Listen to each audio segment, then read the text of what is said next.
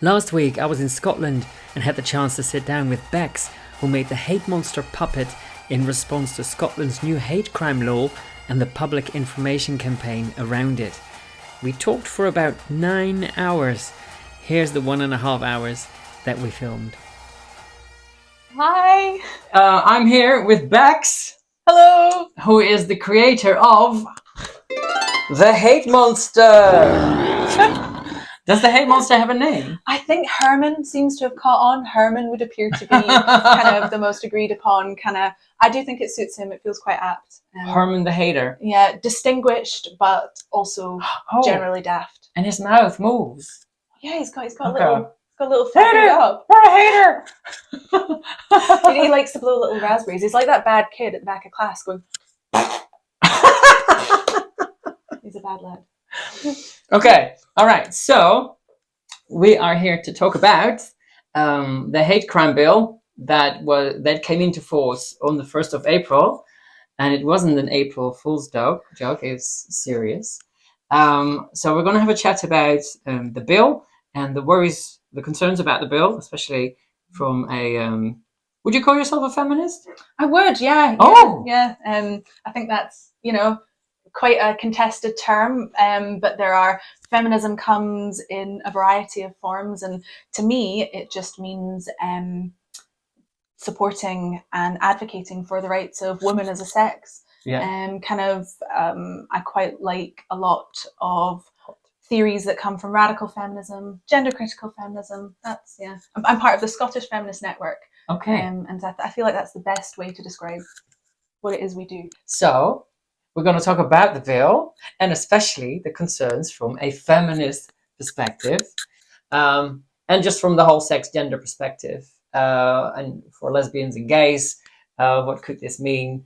There's been so much confusion about what the bill actually says. Mm-hmm. And a lot of that confusion has actually been caused by the police and by the government itself, the Scottish government. So let's just start with what made you go, right, I'm going to make something. Are you like an artist by background? Yes. Or like a seamstress or something, or a puppet maker? So I've done a few various kind of textile related things. I used to do a bit of performing arts and acting, etc. So I quite exhibitionist and like doing daft things in public. Okay. But I was a garment technologist for a little while. Prior to that, worked in theatrical costume for a short space of time. And when I am grumpy and annoyed with the government, apparently what I like to do is grab a pile of faux fur, run into my studio, close the door, come out a few hours later with Ta-da! He does look fantastic. Thank you. I feel like making the puppet, it was kind of, I'd seen a few people on Twitter, most notably kind of Wings Over Scotland, kind of making fun of the red kind of furry concept that Police Scotland had come up with. Right. And I can remember sitting looking at it and going, that's dying to be a Muppet. That's yeah. And I feel like it's just it certainly, I found it very funny, and apparently lots of other people do too. I'm not alone in my warped sense of humour. In terms of, it was a perfect, humour is one of the best ways to kind of fight back against a lot of people would describe the hate crime bill as being a bit authoritarian, as being kind of overreach, over policing, a government over policing its citizens. And so what do you do when faced with something like that? Well, you take the piss out of it. Right. And I'm a big fan of that. Right. I really do think that humour has been one of the best ways to disarm this bill. I think, given what has happened to, again, the term gender critical, to people who believe in biological reality or don't necessarily believe in it, acknowledge it. We have seen lots of high profile women and men too be harassed and cancelled in their careers, but also face police and criminal repercussions, find themselves in court, find themselves having dealings with law enforcement for expressing what are very reasonable, rational views. Given that this bill failed to define it failed to define hate speech in something kind of tangible and understandable. And didn't there was, whilst Hamza Yousaf himself said, oh, you know, like people who express their, you know, belief and acknowledgement of material reality and biological sex won't find themselves being persecuted. Well, actually, the writing of the bill itself wasn't explicit enough to say so. And wasn't there an amendment that was put forward to explicitly protect, you know, being able to speak about the reality of biological sex and our sex bodies? But then there was some outrage on the crazy side, and then that amendment was pulled, unsuccessful. Yeah. So it's easy for Hamza to say, "Oh, it won't be that bad," but if it's not actually written down, then you don't know what you're dealing with. And the police have to follow the law, right? The police can't follow what Hamza Yousaf says. The police have to follow what is written, or what any opinion a politician expresses on how the law should be applied in Parliament is very different actually from the law itself, which is what police are trained on. Well, yeah, and the police are like, they were told that there was some police, like high up in the police, people were saying that we don't know how to interpret this. Absolutely, right?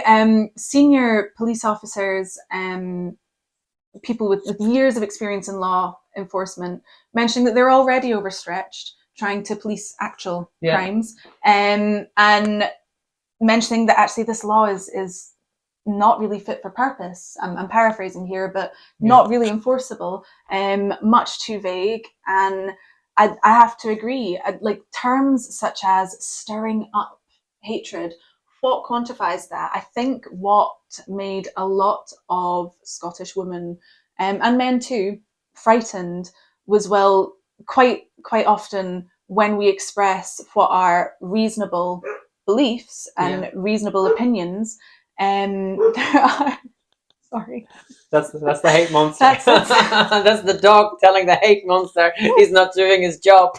He's not interrupting. No, he's been like all over Menno and is most displeased that he can't be all over him right now. Climbing in his lap. Where were we? We were talking about people in the police saying, you know, there's other things we should be focusing on. We can't enforce this. And given that trans activists have described gender critical material reality expressions of fact as hate, as an unkindness, as harassment. India Willoughby, prior to the hate crime bill being brought into force, reported J.K. Rowling to the police for calling him a man, and that was prior to the bill being brought through. That set, an uncertainty in feminists and LGBT people who want to talk about their rights as a sex class, as homosexuals, etc. Thinking, well, when we just speak, it's already trans activists are already defining what we do as hate. And I mean, one of the reasons that, you know, Alison Bailey was reported to her chambers, one of the things was misgendering. And during the tribunal, one of the Stonewall representatives said that misgendering is inherently transphobic. So it's quite interesting that the other day, I think yesterday, Stonewall came out with a statement saying that actually misgendering is not a crime, and that it likened misgendering to criticizing religion. And I thought, well, that's interesting, because now you're saying it's just criticizing a different view. So have they changed? I don't know. Are they sort of backtracking, or because that could actually have serious implications for because Alison Bailey is now taking her case back to the tribunal. She's appealing because she basically, so just to sum up, Alison Bailey, black lesbian barrister, took her chambers and Stonewall to a tribunal, and then she won against her chambers. Basically, the tribunal ruled that she had been discriminated against on the basis of her beliefs, but she didn't win against Stonewall. So now she's gone back to the tribunal, and that will be heard, I think, in May. So if Stonewall first said, during the tribunal, misgendering is inherently transphobic, but now they've changed their position on that and say, well, it's just like criticizing religion, which to me is interesting that they're comparing it to religion. Yeah, because I would agree with that. My thoughts on gender ideology is that it is much like a kind of metaphysical belief. It's like a theology where this belief in souls, gendered souls, is gendered essence or whatever, right? Like, and that being different from your body. Whereas for me as an atheist, I believe we are our bodies are ourselves, and I have no problem with other individuals believing in something that I would determine to be magic or, mad. I'm using my polite words here because I think it's batshit. But I believe that people are entitled to believe in batshit things, provided they keep it to themselves. And I think that if Stonewall are beginning to admit that, this is kind of a belief, a theology, not based on fact or material reality, I think that is a step in the right direction. They've got many more steps to take before they've got a lot to. Before anybody would ever trust them again, I don't even think that's possible now. They've gone way too far down that route. I would agree. I think it's difficult for, as a bisexual person myself, I just can't feel represented by Stonewall. I used to be, when I was a civil servant, prior to coming out, I was a Stonewall workplace ally in like 2016, maybe 2016. Oh, wow.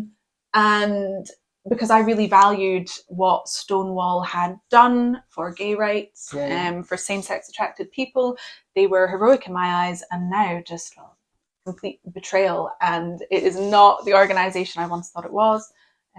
Completely. So I don't know if Stonewall could ever win back my trust, nor the trust of many like same-sex attracted people. However, I would be interested to see what direction they're going in when they're saying, when they are comparing themselves, gender identity to religious belief. Are they beginning to change their mind? Well, maybe they're doing that because now that gender critical beliefs have become a thing, they're like, okay, if we also go down the belief route, then that gives us protection somehow. I don't know. But the hate monster, like it was Police Scotland that came up with this cartoon. You might know this thing here. It's the hate monster. When you're feeling insecure, when you feel angry, he'll be there, feeding off the emotions. Getting bigger and bigger till he's weighing you down. Apparently it was aimed mainly at guys between sort of teenage guys in 18 to 30 year olds to the early 20s or something. I believe the demographic they described was men from kind of disadvantaged backgrounds, between the ages of 18 and 30, as being the most likely to commit hate crimes. I think that's quite stigmatizing. I also think if that in itself is a hate crime, right? Someone report Police Scotland to Police Scotland. But I also the hate monster is a hate crime. So many contradictions. But I think that if that's the demographic you're trying to reach, kind of, the Scottish Sun described the character they'd created as Pound Shop Elmo. I really don't think that's gonna hit well or like change hearts and minds amongst that group of people. Certainly, I read something that like a Police Scotland communications officer had described when talking about the campaign themselves on LinkedIn months and months back before we derailed it with monsters and cartoons. They had mentioned how consequences aren't really if people are expressing hateful views. And don't get me wrong, like intolerance is something I think should be challenged. So if people are expressing hateful views or lack of tolerance towards people who are different from them, well, he himself said consequences aren't really what change minds here. It needs to you need to kind of have a more holistic approach and talk more about, reach these people on a more emotional level, which I would agree with, which is like, why do we need a hate crime bill when really what we need is kind of outreach and integration? Anyway, but because also this is like, it's very sort of Sesame Street, right, and Muppets is like, who's going to take that serious? What 18-year-old man is going to look at a kind of thumb, you know, a little in their advert, it looks like a little furry thumb, kind of pulling grumpy faces. You're being hateful. Yeah, what guy is gonna look at that and be able to see that as a manifestation of like his insecurity? Which I really relate to this. Yeah. Oh, tell me, hate monster, how I can be a better person. The hate monster wants you to feel what you need to show you're better than them. It's very patronizing. Yeah, I think it's so patronizing, and it's turned a lot of people off. But also, it's almost like the idea that you're inherently evil, kind of thing. I mean, obviously, none of us are all saints, but it's what was that phrase that they use? You might commit a hate crime before you know it. Then, before you know it, you've committed a hate crime. Yes, before you know it, the hate's out there and it hangs around like a bad smell. Because the hate just hangs about like a bad smell. As if it's kind of subconscious, as if it's not thought through, as if we have no control over our actions. That is definitely a sentiment I reject. It's like that whole idea of original sin. And well, I mean, on the queer theory side, it's like the unconscious bias, isn't it? And that sentiment, in line with Hamza Youssef has said, there is a rising tide of hate in Scotland. I really have an issue with how that advert and how words by our First Minister paint our country. I don't think Scotland's full of hate. I don't think Scotland's an intolerant nation at all. I'm really keen to challenge that narrative he's creating, where hate crimes are happening left, right, and centre in Scotland. Don't get me wrong. There is racism, homophobia, intolerance, and that does exist. I don't want anyone who ever has experienced bullying or harassment on those grounds. I'm not trying to minimise what's happened to them, but this bill does not appear to be built, and this marketing campaign does not appear to be built to challenge that. It's talking about subconscious efforts, as you say, kind of, we're Scottish and we're kind of born hateful and need need correction. We need a cartoon monster to look over your shoulder everywhere you go, and because also this criminalizes private conversations. So we're sitting here, and someone might overhear us. You know, not just the dog. Who's been very vocal. He's contributing an awful lot. He's saying he's agreeing with us. But like, you need to be able to, I think, if you prevent people from saying things that they think in any setting, even in your private home, where arguably is anyone going to be hurt if you talk about it at home? Yeah. Perhaps people should be free to talk about ideas they have so that they can be challenged. Because if you tell people, they just can't say them at all. Especially in their own home. In their own home, yeah. I mean, because that you sort of get this whole culture of having to look over your shoulder, having to be careful what you say. And then, you know, even among friends and family, it just makes you be on high alert. And I was for the first couple of days that I was staying in Edinburgh, I stayed in like an Airbnb type place.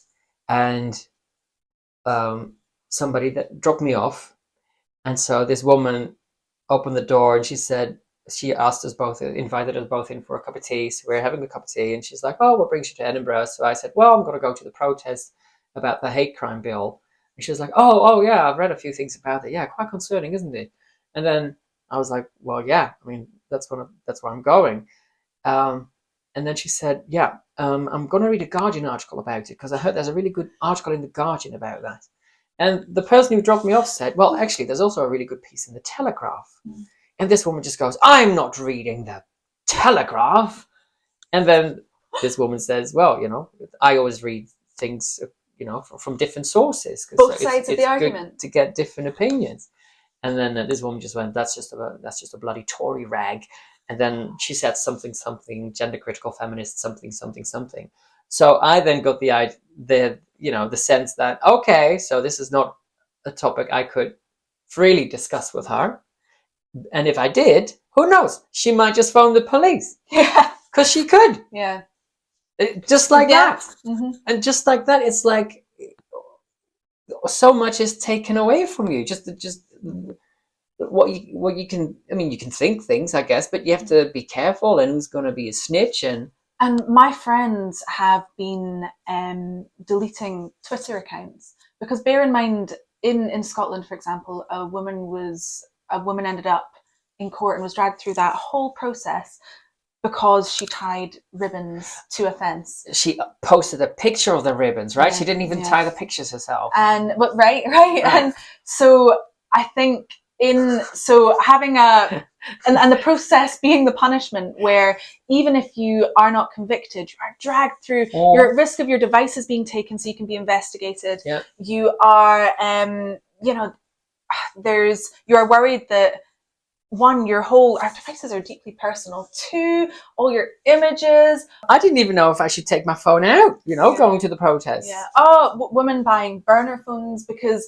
this law was so badly defined and nobody knew until the 1st of April what actually would determine criminality. And so quite impressively, there have been multiple women who have who set out to test it and challenge it, and men too. So there was a woman in Melrose on Twitter. She is I Won't Weished. She went out in Melrose, invited the police, read a bunch of things about material reality out, and to see how far she could push it. Yeah. Wow. How far she'd be allowed to disagree with gender ideology. Then there was the Comedy Unleashed event in Edinburgh, which had lots of comedians evidencing that you can still say offensive or cheeky or stereotypical things, and see how far that can be pushed out. Is this, criminal? And then obviously, well, we don't actually know if anyone's been reported for that. Yes, obviously the whole audience. So Comedy Unleashed is like a comedy night. Where how many comedians did they have on that night?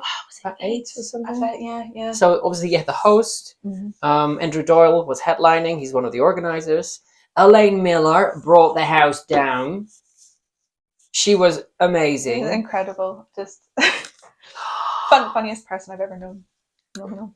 Yeah. And the rapturous applause she got just walking up to the stage was like she was like this homecoming queen. Yeah. The woman's incredible. She, like, not only does she stand up and speak publicly about the rights of women, but I forget that as well as being a talented comic, a really intelligent woman, with their political analysis, and where she can speak so eloquently about what women are facing. But she's also a medical professional on top of all that. Yeah. So absolute incredible woman. So yeah, she's definitely got a massive fan base in Scotland and further afield. And then the Hate Monster came on stage. Yeah. So that was so good. This is the original. That's right. Yes. Do you want to get it out? Yeah. Give Let's a little get him. demonstration. I'm finding it really hard to not make jokes about getting it out. Do you want to get it out? I'm like, oh God! Totally get it. I didn't even think about that. I think a lot of people, when I posted videos initially, hang on, I'm trying to find my thumb hole. There it is. I didn't say anything. I know we're doing so well not to make so many innuendos. Yeah. I think we've been practicing earlier. We thought we'd get all the vulgarness out ahead of time. But I think a lot of people, when I posted the first few videos on Twitter, thought, "Oh, I must be inside the suit." Whereas because it's kind of big. Because it's and with his mouth moving and his hands moving, etc. Whereas actually, what was happening? Hold on, I've lost my thumb hole again. There we go. Okay. What was the kind of behind the scenes shoots are lots of me kind of ducking down under the table and going, "Can you see me? Can you see me?" There are like so many takes between one photo. But here he is. good. This is so cute. I know, and I went down an absolute kind of puppetry rabbit hole. Watched so many Jim Henson workshop videos. Oh wow! Just it's fascinating. I think you'd never made one before, like this? No. Wow. So I feel like there needs to be. If Police Scotland could come out with more ridiculous mascots to give me an excuse to make more puppets, I have a whole show. Exactly. So Scotland show. You should do a Hamza puppet. Yeah, I should. Can you get in there? Can I? I've got a little white thread hanging on there. I'm going to pull off. There it is. Oh, how funny.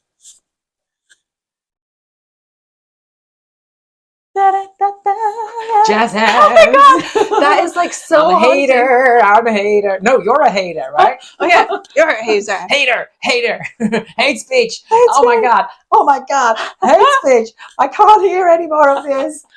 He's coming for you.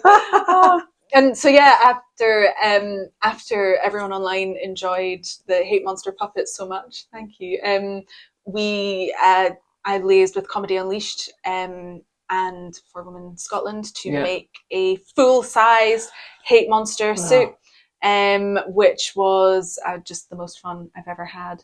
And it was when he came to life on the night, just perfection. I think that's like my life's. I sat there going, if I do nothing else in life other than make that Hate Monster suit, I'll be happy. Please give a big round of applause to he, they, them, she, the Hate Monster!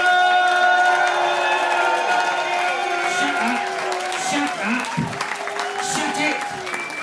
Shut up! Oh, sorry, I just get so consumed with hate. You know, we've all got a hate monster inside of us. Even me, and I'm the fucking hate monster. There's a hate monster inside of the hate monster. I'm a fucking Russian doll of hate. Who was inside the suit? Was a comedian, right?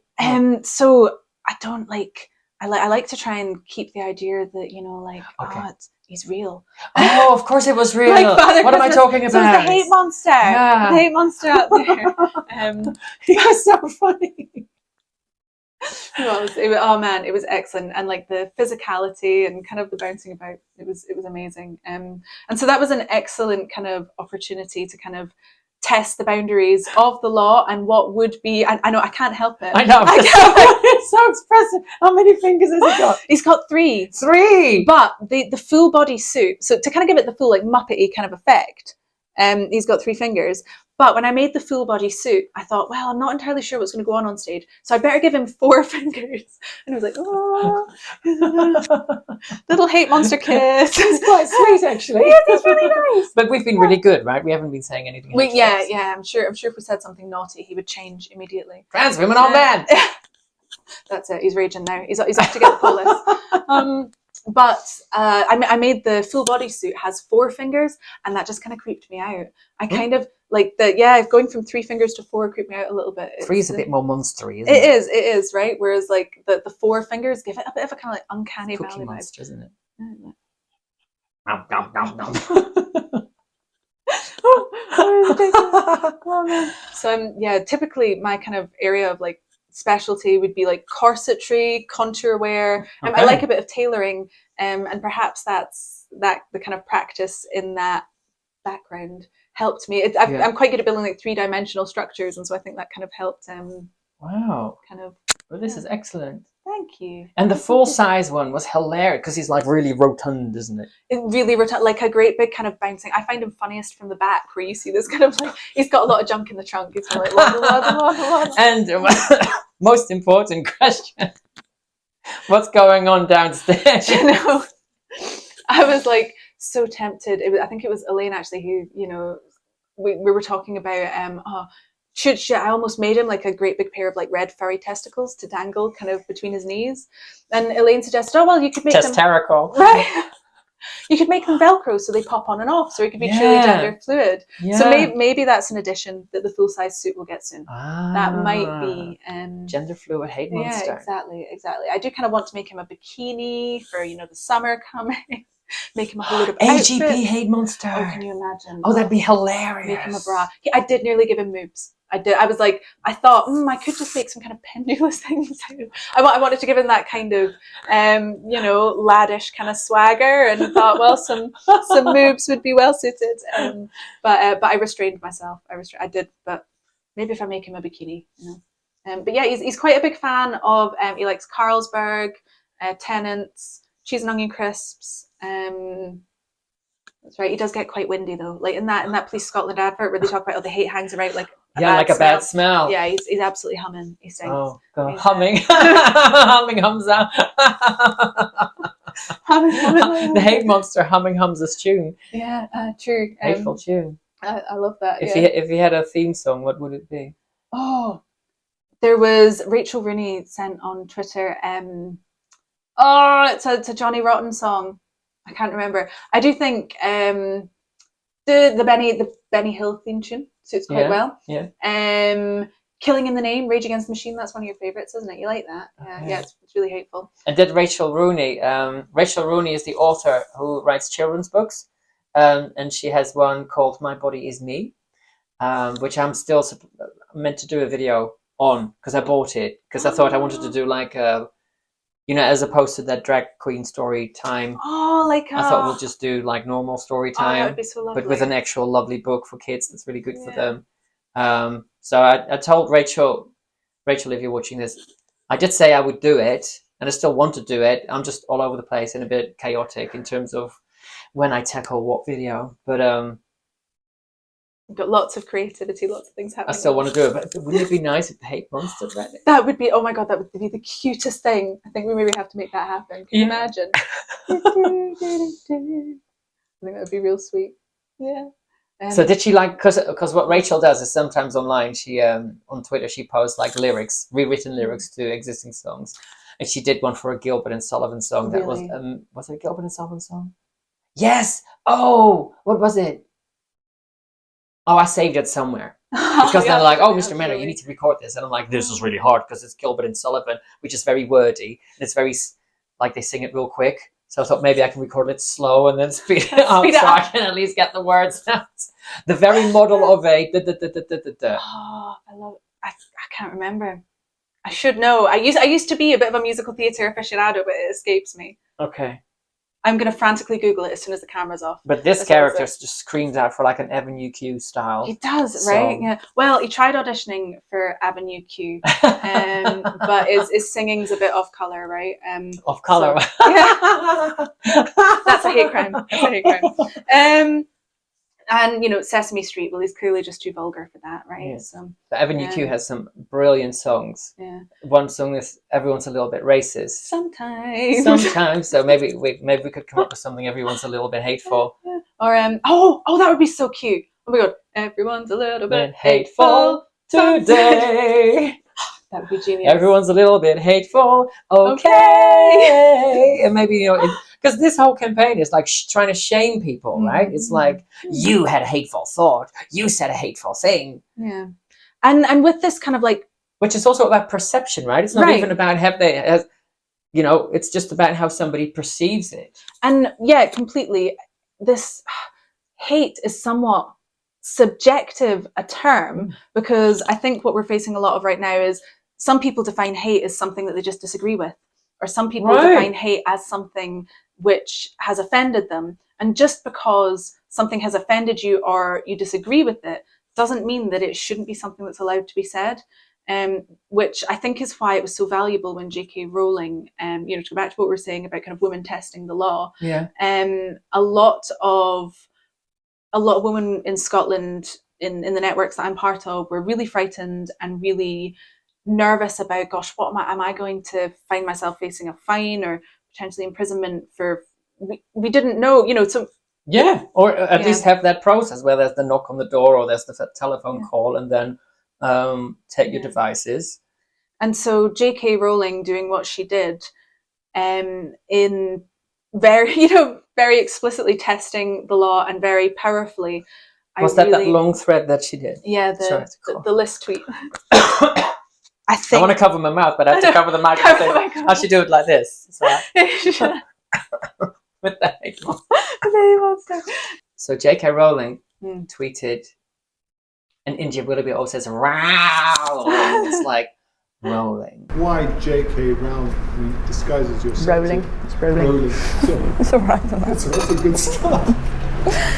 J.K. Rowling did like a long thread, 10 tweets or something, highlighting, I think it was 10 different men that want to be known as women, that want to be called women. And she kind of went along with it in a jokey, sort of sarcastic kind of way. And then at the end she went, they're all men. Yeah. Which obviously previously India Willoughby and other activists like him had said that misgendering someone is a crime, is hateful. And so for J.K. Rowling to do this, and then the police have confirmed not only does it not meet the threshold for a crime, but also will not be recorded as a non-crime hate incident. Okay. I have noticed such a change in kind of how people in Scotland are feeling since that happened. I feel one of my biggest bugbears about this law is none of us knew what it would actually mean until the 1st of April, and the first kind of patient zero cases came up, and J.K. Rowling being just the absolute, sorry, beg your pardon, J.K. Rowling being the rolling. I'm getting confused now. I'm like, which one am I saying? I'm like, rolling. It's easy to remember. That's a good point. Coming out and testing it in such a way has, I feel like, it completely changed how people are feeling, and completely that is the actions of one woman has changed and changed understanding and better defined what is captured by this law than our Parliament or our politicians or Police Scotland actually did. I think that has been so valuable because prior to that we had no idea what kind of speech would no idea how it was going to pan out. Weren't there like 3,000 or 4,000 complaints on the first day or reports? That's mad. And bearing in, like, there are places across the UK where robberies etc aren't getting dealt with at what someone would describe as an appropriate speed, and yet Police Scotland have been told to prioritise this law. The government had been warned multiple times that malicious complaints were quite likely to be made, and there were trans activists on Twitter quite gleefully announcing that they had made these malicious or like complaints. They couldn't wait, like they're all waiting for the start signal, right? Report, like they do on Twitter. Exactly, and sharing screenshots of the forms that they had then filled out. We were all, I think I've heard the argument in the past few days that, it was nothing to ever worry about. All you gender criticals, you were making a fuss out of nothing. But actually, I think had J.K. Rowling not done what she did, things could have panned out very differently. I think it took a high-profile woman to test this and kind of force the hand of the police and to define what wouldn't be hateful. I think had a lower-profile woman said what she said, they would have faced very different circumstances than she did, which is why it's so good that she did it. She also tweeted, if somebody gets reported, then tell me what you said, because then I'll say it and they'll have to arrest us both. So, I mean, obviously she's been amazing for years, but that was really taking a stand and saying, putting a neck on the line, really. Yeah. I couldn't have a bigger role model, to be honest. I think it might sound like hyperbole, but a lot of Scottish women feel protected by that and feel, well, it's, I mean, just to even, like, we're not even saying nasty things. It's just to say a man is not a woman. And the importance of being able to say, because if you can't say that, how can you speak about your rights, in your case as a woman, in my case as a homosexual? Completely. So it's it's not even about saying something that somebody else might find offensive, which isn't offensive at all. But secondly, the reason they don't want you to say it is so that you can't defend your own rights. I mean, Magdalene Byrne spoke about this back in 2016 at a conference. It's like, Yeah. if you can't even talk about having a female body, if I can't talk about being same-sex attracted, then you can't do anything. Exactly. I've had the misfortune of I was in a relationship with a man who was autogynephilic in my mid-20s, and it was an abusive relationship, and I needed some help to overcome what had happened. But even I couldn't bring myself to go and access support for this, because I thought they will want to validate his gender. You know, when you see the NHS wearing progress flags and rainbow lanyards, and when you see Rape Crisis Scotland enforcing gender ideology on their staff, right? It put me off from accessing help. Never mind advocating for my own rights, but for accessing help for myself, because when they were proclaiming that affirming someone's gender identity above all, was the most important thing to do, I thought I couldn't go there and talk about the man who subjected me to emotional abuse, coercive control, would physically restrain me. They would make me call him a she, and that would re-traumatize me. And so it would completely prevent me from it prevented me from accessing help. But furthermore, like, even so, the hate crime bill compounded this issue, where I thought, my God, am I not going to be able to call this man a man in my own home? Right. Never mind a therapist's office. Yeah. In my own home, you know, could I that was so I'm grateful to know that that's really sinister. Right. But it's exactly what you've said about Magdalene Byrne's, the point she was making, is that if you take language away from women, or like homosexuals too, from people who have been subjected to that kind of treatment, if you take language away from them to be able to describe what happened to them, yes, I mean, not only is it re-traumatizing, but it also means you can't prevent it from happening again in the future, because you can't describe it. And you can't name your abuse. You can't name the abuser for what it was and for what they are. So it's, I do feel as though there is a tide turning in Scotland. I do feel as though we're reaching a place where, certainly when I think 2020 was when I peaked, and at that time I thought I couldn't, I felt like we were really stuck, and you really, really couldn't speak up, and that all our institutions were entrenched in this. But certainly over the past 4 years, I've noticed a real change come about. More institutions coming out of Stonewall, more people. Even the Scottish Parliament now. Like last week, right? Yeah. So that is, I never thought I'd see the day, but I think a lot of, certainly, public sector institutions are beginning to realise that, well, Stonewall misrepresenting the law, it's probably not that good an idea to have a lobby group kind of sign up to part of their scheme, or use them to educate your staff on equality and diversity, because you know, it's making it up. It was making up as they went along. So with this personal experience that you had with that relationship, when that happened, were you aware of things like autogynephilia, or you're just in a relationship with a man that obviously you were into, and then things start taking a certain turn? So he was, and you're trying to make sense of it, I guess. He was introduced to me as a heterosexual man, and we were young. We met when we were in our teens.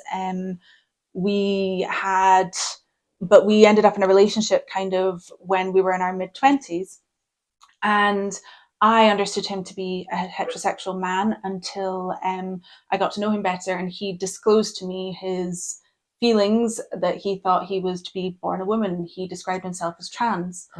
But he was caught in a place where he was 6'2" and very, very broad, and no way would he have ever, I mean, no one passes.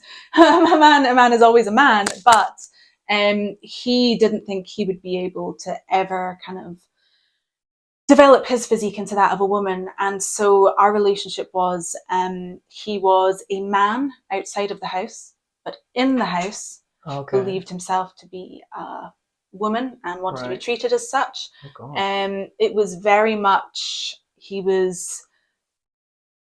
I've often wondered, how could such a young man find himself so entrenched in this?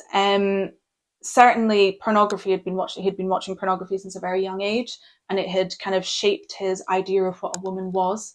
To him, being a woman was being passive, was being lesser, and he found the idea of humiliation intensely erotic. And so, well, what's more humiliating than being as low as a woman? And his ideas of what a woman should be, how a woman should present, he very much believed I should abide by those also. Right. The fact that I was bisexual, he saw that as, well, if you're bisexual, you should be able to accept me as a woman, whatever that means. As a woman being, when he's wearing like women's underwear and dresses and heels and makeup, etc. As if just because you're bisexual, you would accept anybody in any configuration. Yeah, I shouldn't be repulsed by him wearing makeup and underwear, because I was so young and I'm autistic, so at the time I was quite impressionable. I hadn't learned much about myself. I would take other people's word for granted, believe people when they said things, wouldn't anticipate that someone else would perhaps be thinking selfishly or would be in any way trying to hurt me.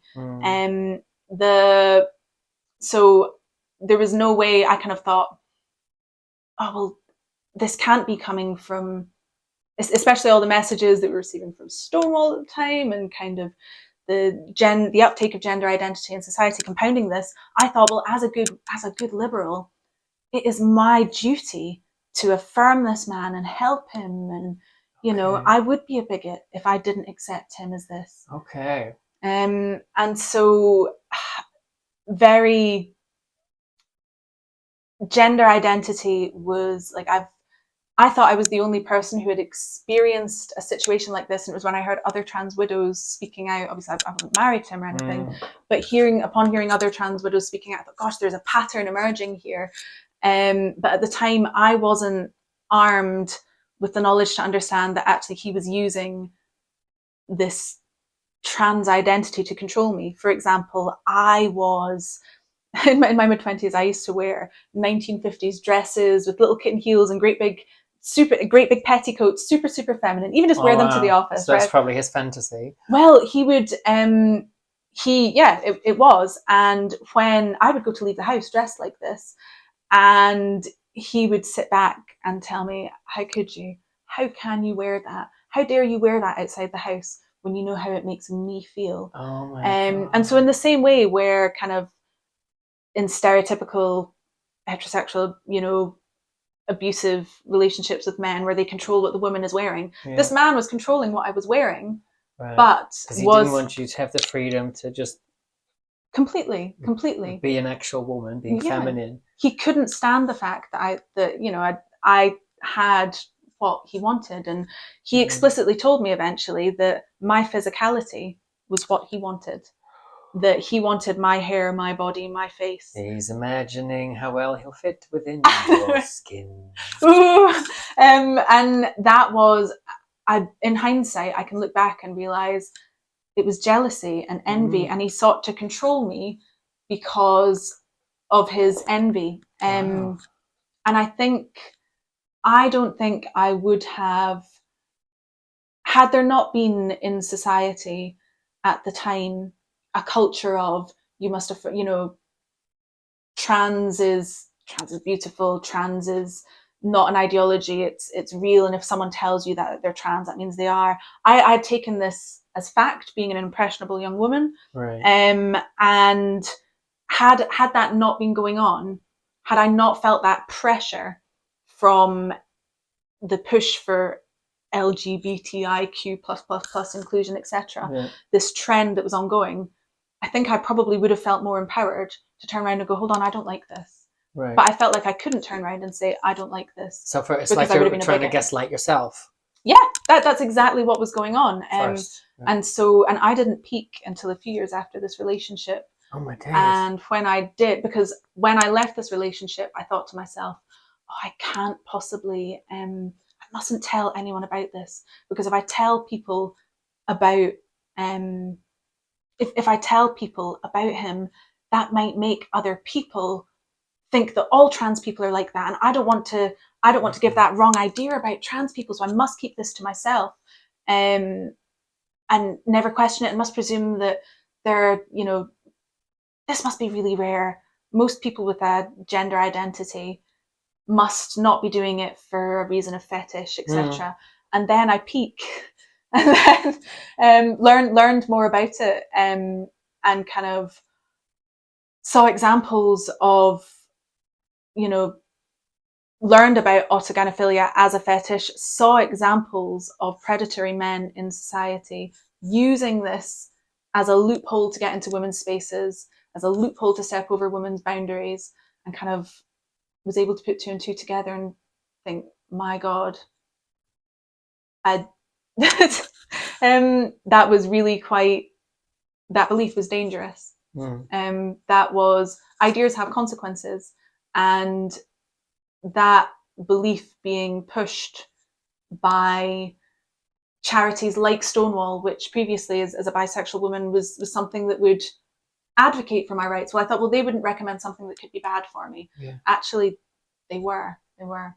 And with this man, you left that relationship. Then was it quite hard to move on? Because in the sense that you've just gone through something that you're trying to, in a way, see, this is a way where this whole hate monster thing, it gets kind of abusive in a way. It's this whole sense of what you're thinking is wrong, and you shouldn't be thinking that. Like, here is I'm going, if you're like, you were traumatized by the relationship, but then you don't have a way to process the trauma, because you're telling yourself that you're wrong for even thinking that maybe there was a trauma there. Completely. And this is where this whole campaign, this what you're thinking is wrong, it's wrong think. I mean, there's a difference between actual really hateful things that people say and do, but then obviously where we're coming from, that we just want to be able to talk about sex in plain objective language. So then you're in a situation where you need to deal with a very negative experience, and you're not even giving yourself permission to do that, because you're telling yourself, well, I shouldn't even think about it as having been negative, because poor him, poor her. Right. Intuitively, I knew what was happening was wrong, and I knew what was happening was fishy, but I didn't. But this whole concept, which is echoed in the hate crime bill's advertising campaign, is that, well, you don't really know how to think for yourself. Kind of, when we were talking about this original sin, this innate kind of, you don't know what's moral. Yeah. The government's going to tell you what's moral for you. Kind of. You're so full of unconscious bias. It might just pop up. Exactly, right? Like, oh, if you're having thoughts about that, you should challenge that. If you're having thoughts about someone that is trans, oh, maybe you should challenge those and consider, are those bigotry? No, it was my instinct. It was my instinct saying, this isn't okay. You don't like this. Get out of this situation. But in the back of my head was, oh no, that's that's transphobic. If you don't accept this individual as a man, as a woman, that's transphobic, and that's kind of unconscious bias and unconscious bigotry there, and you need to challenge that. And that is what I take umbrage with. That's right, because that in a way is the real erasure. There's so much talk of erasure, trans erasure, and even this morning as I was walking through Edinburgh, there were so many. Somebody's gone out with like spray paint and just spray painted all these, trans flags all over the place, on lampposts, on dustbins, on the wall. It's everywhere. And there was one sticker. It's and the text on it like a trans flag sticker, and the text was, "We shall not be. They can't erase us. We will always exist," or something along those lines. But the real erasure is where you erase yourself. And your boundaries and your in Dutch we have an expression for this, wegcijferen. It's like you rub out, like with a rubber, with an eraser, you erase your own number. It's like, because you don't matter. And there's I wish I could That to me remember. is the real erasure Is that's happening. that- The erasure of the meaning of words and the erasure of our own boundaries, our own concerns. And I mean, how can you not deal with something if you can't even acknowledge can't that describe it. something awful happened Mhm. to you? And I really hope there are various women's campaign groups. I've seen MBM Policy and For Women Scotland talk about this, where female prisoners, for example, facing sanctions for misgendering. Yeah, and that's or- before this law came Before- into force. So it's yeah. already in policy. Yeah, and which was what stopped me from talking to a therapist about it for so long. And Okay. so I'm hoping off the back of this law being tested and misgendering being deemed as not a crime, well, I'm hoping that that will make a change. Now we've got that change at kind of law level. Yeah. I hope that public sector institutions will now begin to change, where MBM Policy and For Women Scotland, I've seen them challenge female prisoners being sanctioned for misgendering, but also bullying in schools. It's now if you misgender someone, that counts as bullying. Right. As an And teachers. right, yeah. There was that teacher, Lister or something. He went to a tribunal because his school basically sacked him. And then he took the school to a tribunal to argue that it was an unfair dismissal. He lost the case. He represented himself. So I don't know the ins and outs of that case, but apparently he was being a bit of a dick about how he did it. Right. Plus, he represented himself, which may not have particularly Put him helped. on a strong footing. So I don't kind of know where that leaves us in a way. But it just shows us all this confusion about what can you say, when can you say it, in what situations, and how. Because obviously gender critical views are protected.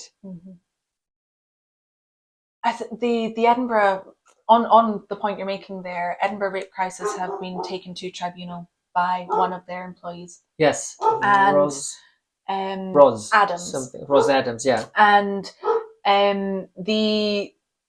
she faced persecution because a survivor, a service user. Yes. Bearing in mind this is a service set up to support the victims of sexual violence. Yes. And we know overwhelmingly those tend to be women. And a woman has reached out to this service for support and has asked. She was assigned to a counsellor, caseworker, I'm not sure which terminology they use, who identified as non-binary and had an ambiguous, an androgynous sounding name. Yeah. And this service user asked, is that, it's like, I need to see a woman because of what happened to me. Yeah. Is that a woman? And this rape crisis employee was faced persecution and was put through a disciplinary process because she honoured this woman's request and said, look, this person identifies as non-binary but was born female. And the argument made by Edinburgh Rape Crisis is that that was gross, potentially. They first charged her with gross misconduct, and then they lessened it. But that this was unacceptable conduct because she revealed private information about, and that was back in court this week, and for the closing ruling, statements. And a ruling we should hopefully hear in a few months. But that again is, I'm not a one-off case. I'm not one person who felt like they couldn't reach out to services to receive help because of gender identity. And when you're asking for single sex provisions or being asked to describe your abuser in a way that is accurate and truthful, it just further echoes how pervasive these ideas are and how they have consequences and how they prevent women from being able to access help. And so the hate crime bill set about fear and had women withdrawing from political conversations because they were frightened they would be criminalised for misgendering someone, for speaking the truth about someone's biological sex. But we have still got so much it goes beyond that. We have still got so much, even when, when survivors of sexual abuse have got gender ideology getting in the way of them accessing that kind of help. We have got so much work to do in Scotland. It's quite depressing. Yeah, it is. I mean, that's what I say. It is. I don't It know is. how you would call it. No, I would agree. I think we have got so much fight in us, and Scottish women are determined, and we're not. I was about to say we're not taking it lying down. We're just not taking it. It is exhausting and it is emotionally upsetting for us, and we're being gaslit by our public sector institutions. And this is happening up and down the UK. It just so happens that we've got the SNP in charge, who are the most mental. And I say that as someone who used to vote SNP and feels completely betrayed. But it takes an emotional toll and we're exhausted, but we have no other choice. We're not taking it lying down. It's not happening. Women will, but I think that's kind of the resourcefulness of women and other activists like yourself, and the resilience, because we know it's true. Yeah, and then I think there's so much work that goes on behind the scenes that never gets seen, that never gets acknowledged necessarily. Women who support it quietly. And the whole situation is just so messed up. That's why humor is so important, to just liven it up. And I love that you made this and that you kind of gave it to the movement, right?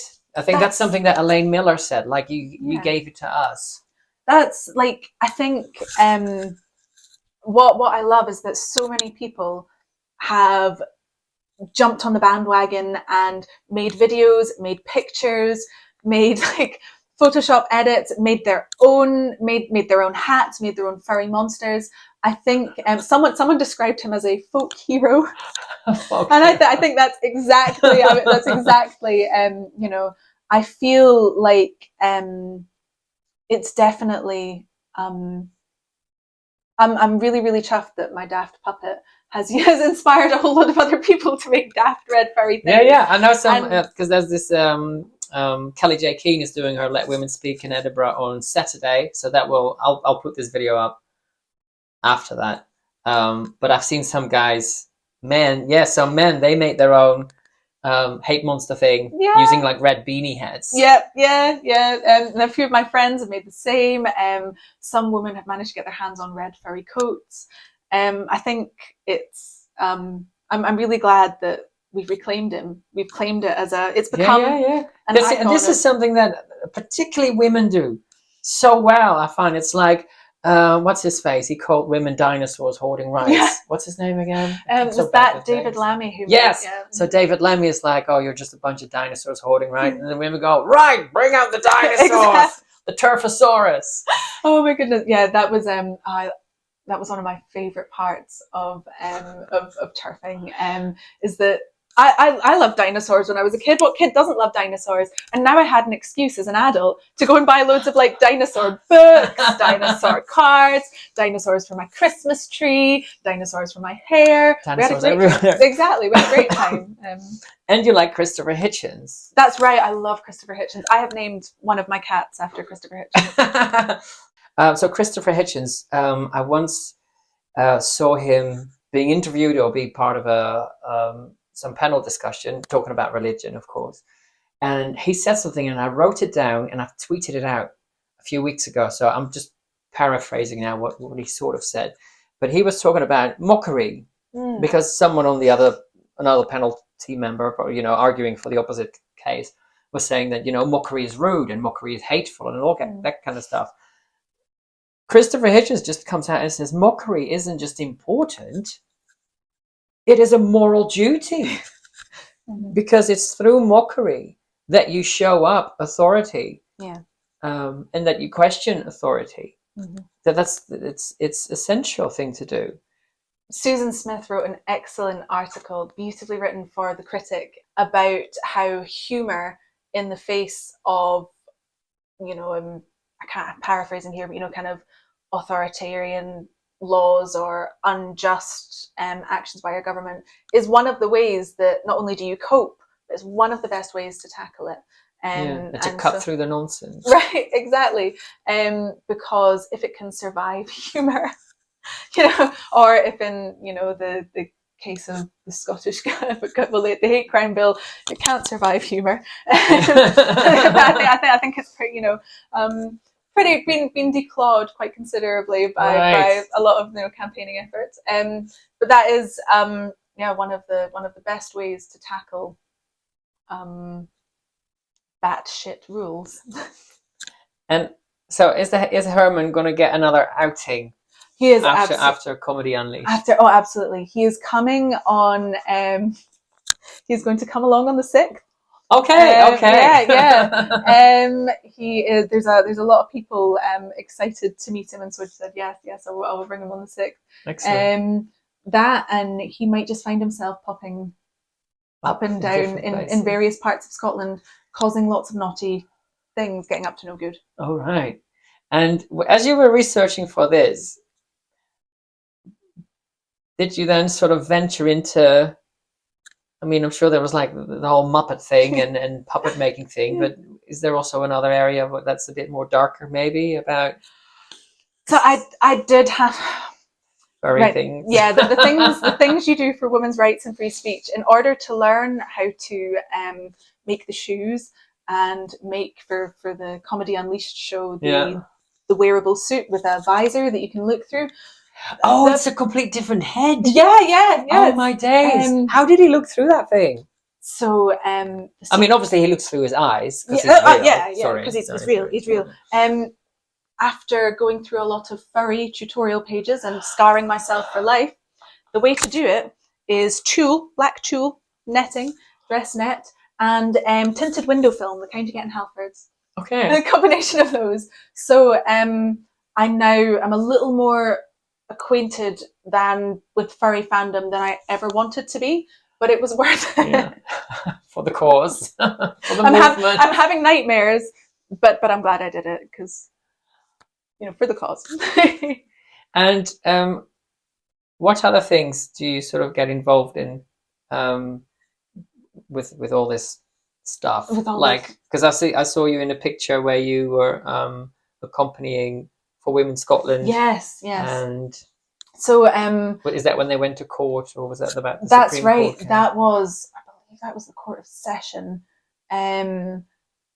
Attended when For Women Scotland took their court case forward there, asking to define the legal definition of woman, which I never, when you think about it, it's one of those things you're sitting at and go, I never thought that in my 30s, I don't know, I thought when I anticipated in my 30s that we'd have flying cars and but no, we're sitting in court trying to define what a woman is when it's and objective. saying that a man, like a cock in a frock, is not a woman, right?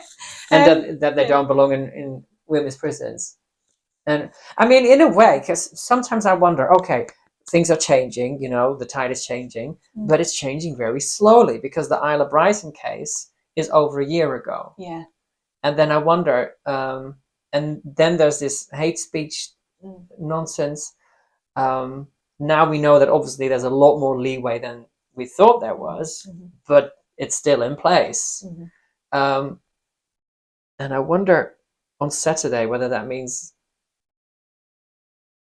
I mean, it might be good because the women going to the Kelly J. Keane thing might feel really liberated now and just like, we just got to say what we want. So in that respect, it's a good thing. I just wonder when these things hit the news and like Nicola Sturgeon quitting, is that something that then it just sort of disappears, and it gets forgotten about, and how many people connect the dots and see that this is all part of the same thing? Part of the same thing. I think sometimes I am hugely disappointed with the media, the BBC in particular, for example. I think most people look to the BBC for news reporting, and around a few months back. So I'm from the Scottish Borders, and there was a case in the Scottish Borders where a man who with a transgender identity who cross-dresses was he abducted a little girl. Oh, well, that butcher and held guy. her. I used to live in Melrose, and that is where his shop was. Oh, God. And when that happened, individuals like myself, who are feminist campaigners, were watching it like a hawk.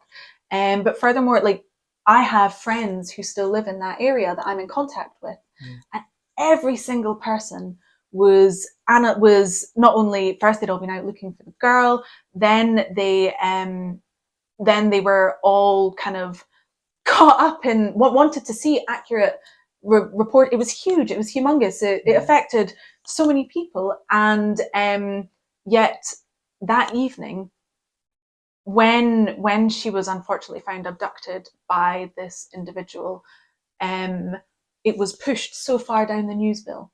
Right. And they described him as a man. They skirted around the fact that he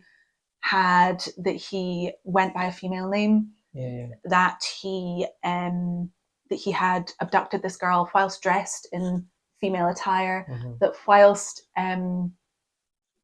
he had this girl abducted. Sorry, I've read the ruling on it, and it's awful. Yeah. But his autogynephilic fetish was involved with what happened. Yeah. So gender identity was very relevant in this case, and also drove some of the predatory behavior of this man, his autogynephilic fetish. And that was not reported on by the major news outlets we look to in anywhere near enough detail.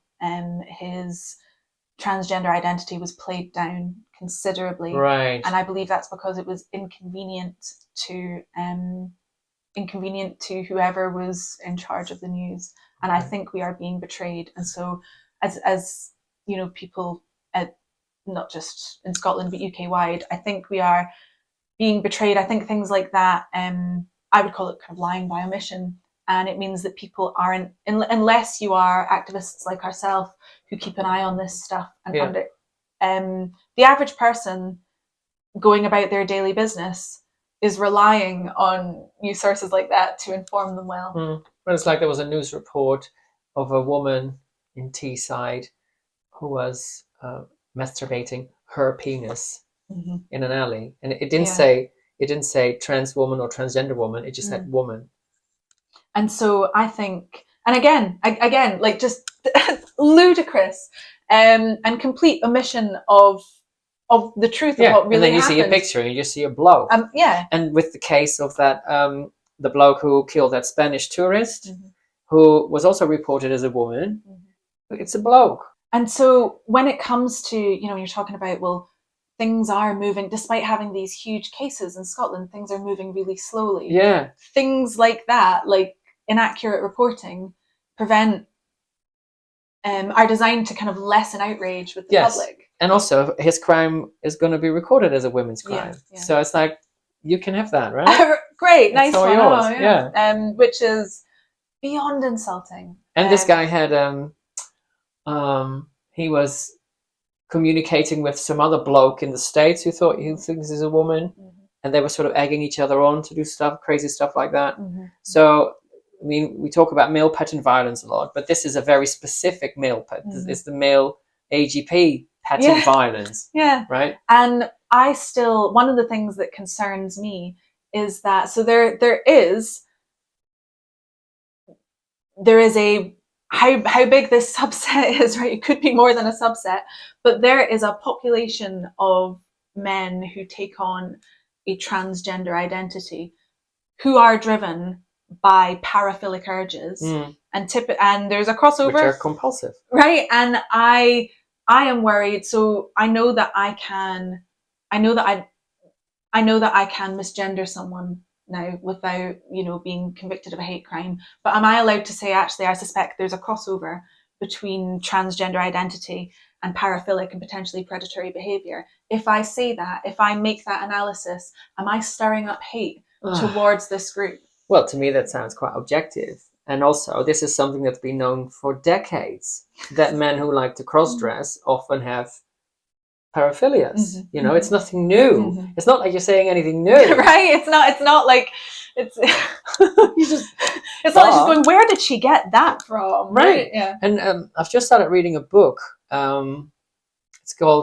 It's in Dutch, but it's called Transvestites and Their Surroundings, or their environment, meaning their friends and their family. And how does them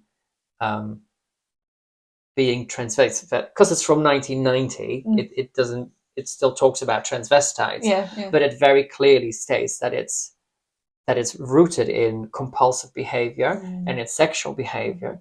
But whoever the authors are, very much make the case that this needs to be normalized. We need to make it easier for them. Yeah. So I haven't read it yet. I've only read the preface. Preface.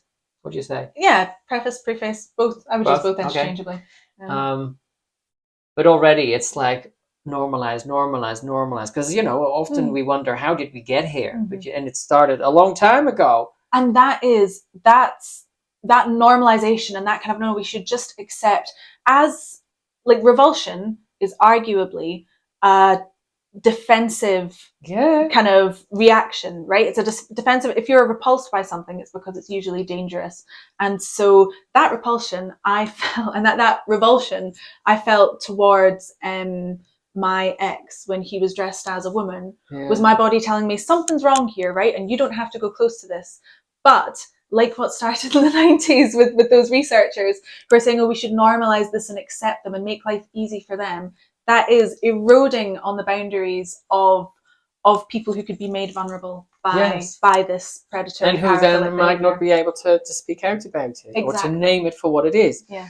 There's somebody that I bumped into the other day, and she'd started seeing this guy, and he likes to dress up in women's clothes, particularly lingerie.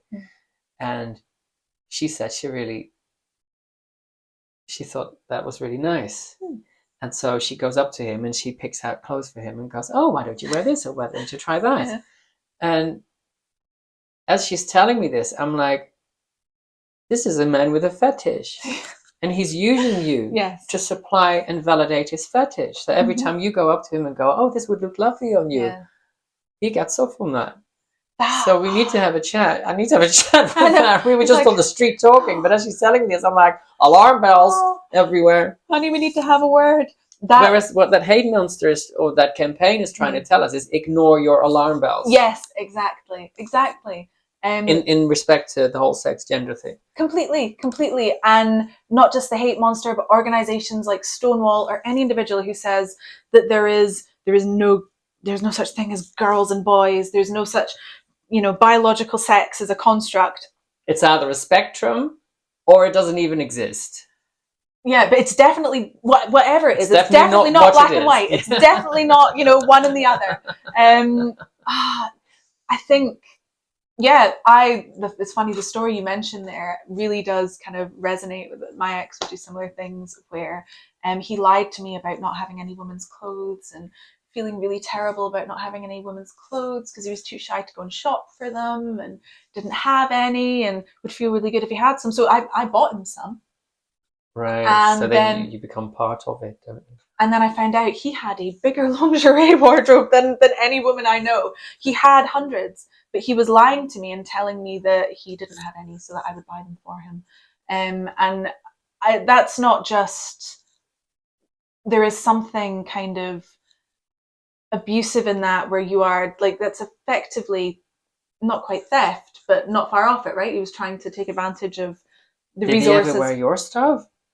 Took some of my petticoats, but he was like 6'2" and built like a brick shit house. So like the petticoats had elasticated waistbands, and thankfully none of my stuff would have ever fit him. But he did. I lived with my mum at the time that I met him, at the time that we started dating, and he put a lot of pressure on me. He lived with his parents, and he put a lot of pressure on me to go and move out and get my own place. And he said it's because, well, this is supposed to be my safe place. Oh, his safe place. So he wanted me to move out and get a flat by myself and pay the rent on it, and I did. So he could dress up. So that he could use that as a space to dress up. And and which is mad really, because he had finances to get his own place, but it was me that paid for it. My house wasn't just for me to live in, it was his safe space to cross dress. Did you ever think after that situation, I'm done with men, no more men? A little bit, yeah, a little bit. How can I ever trust the men again? Definitely. Maybe not no more men, but definitely no more men in high heels. That's kind of, if he's wearing women's clothes, that's kind of I say that, but we were just talking earlier about how I am someone who absolutely loved the Rocky Horror Picture Show. I really love gender nonconformity. I am really like on board and open-minded with like people who will, even myself, when I was a teenager, I used to wear shirts and ties, and my fashion icon was kind of Lawrence Llewellyn-Bowen. I had a bit of a thing for him, right? Okay. With the long hair. Right. Men with long hair. Right. And like, because I find that to be quite brave, quite rebellious. So I don't, I'd like to be quite clear in that, like, I am all about supporting people to express themselves and be adventurous with fashion. But there is a very obvious difference, and we all see it. You can all tell when it is paraphilic and when it is coming from a place of, well, autogynephilia.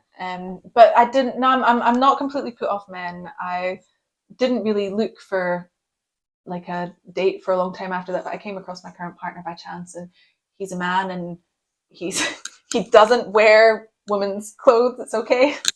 He likes blazers and shirts and cufflinks. He's very fashionable. Not quite Lawrence Llewellyn-Bowen. I don't think I'll ever get him in a frilly shirt. It doesn't have the hair, does it? It does, right? But I think it definitely, when I started dating my current partner, there was, obviously I've been talking about examples where my ex-partner exploited me through gender identity, but there were all sorts of other less gender related ways that he was coercive and manipulative and emotionally abusive. And one of the things my current partner remarked upon when we first started going out was, he was going, why do you ask for permission all the time? Oh God. Why are you looking for my approval to do that? And that was quite, meeting my current partner and him kind of making these observations was, even though it was a good few years afterwards, but that was very informative in kind of the habits I had gotten into. Yeah, the conditioning. Yeah, the conditioning, and thinking I was lesser, thinking I was nothing, thinking that I couldn't trust my own opinion. A lot of that came from Fuckface. Yeah, fuckface. That's a good name. I like that. Fuckface. That's very accurate. I like that. Yeah. Do you know what happened to him? I have got no idea. I've got no idea. We might see him on Saturday, but on the other side, right? Maybe we might. That would be a fright. I've got absolutely no idea. I've got no idea if he fully transitioned or if he still is closeted. So dressing up in his girlfriend's flat. Perhaps I do know of things that like he did to women before me, where he told me stories about kind of doing things to his previous girlfriends without consent, as if those were kind of, he knew they were wrong, but didn't really seem to have any intention to change his behavior, etc. So I don't know. I'm kind of,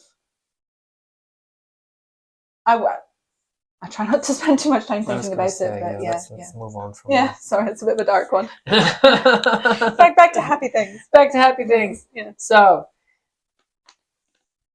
Hate Monster, gonna get a few more outings. I think so. Should do a music video. I would love that. I wish I could remember the name of the song that Rachel Rooney said, but I can't. It's totally gone from my mind. We'll look it up. Yeah, it's like a Johnny Rotten one when he was calling himself like public. Oh, I can't remember. But it's so funny. It's got like a thumping bass line, and it would be perfect. Perfect for Herman. Yeah. So, thank you all very much for watching. And we're gonna... How do they normally end the Sesame Street show? So, oh, yeah. So like a greeting that they have. Is there like I don't know. I think of like... That's the wrong show. There was a show when I was a kid in the 90s that was like called How, and we'd end the show going How. How? How? Stop hating. Yes, How? Or maybe you could sing, well, the world needs now is love, sweet love. What do you think? Like, it's the only thing That there's just too little love. Right. I think the Hate Monster is absolutely fantastic. Oh, I hope to see more of him online and in real life, maybe on BBC News at some point, delivering Can you commentary. imagine? Well, you know, if Hugh Edwards doesn't come back, maybe. And what is something that really makes you laugh that you've seen somebody else do in this that just, you know, lifts your spirits or so cracks much, you up? so much. I mean, like Mole at the Door. Oh, he's is genius. iconic, He right? is He a has genius. me absolutely rolling. Yeah. But there was also an amazing video where someone took the Hate Monster and superimposed him over reporting of Nessie. You know, and it was like, oh, there's been a sighting of the Loch Ness Monster, and then they put his face in it. And that was Tractor Girly and Marco Polo. But then there was also someone's taken a video of Hamza Yusuf doing his white speech, going, you know, White. and they have just put the Hate Monster in there going, Oh. I don't know what to think about that. So I love that one too. Okay, doke. All right. Well, Oh. that's it for this episode.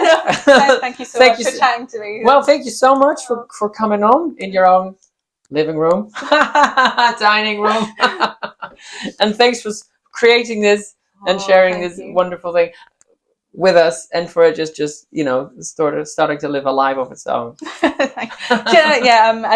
And I'm so chuffed that so many people have enjoyed it. And that everyone's found it so much fun. I've gotten to know so many awesome people off the back of getting to know people through this. So it really has been. I'm so chuffed with everyone I've gotten to meet. Excellent. Okay, so until the next time, let's keep it real and keep smiling.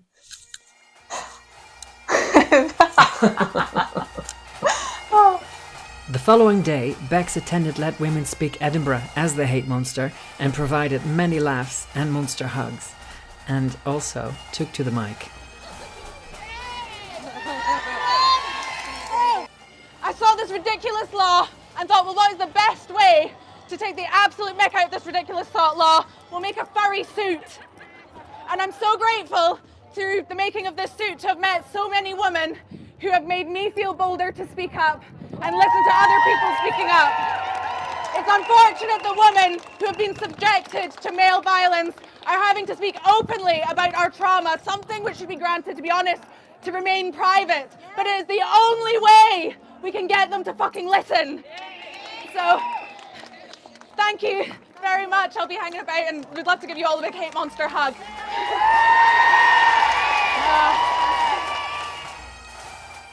Thank you, Bex. Your Hate Monster puppet will go down as one of the most recognizable turfy icons of 2024. Thank you so much for sharing him with us.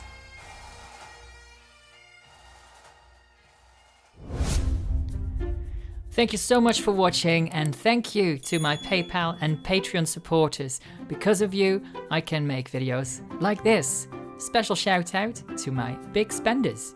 Help Her Open, Mama Turv and the Turventines, Me Julie, The Lovely Mary, Julia, Dusty, Doodles, Leffy, Dorothy, Wildfire, Esther, and Martha. Thank you.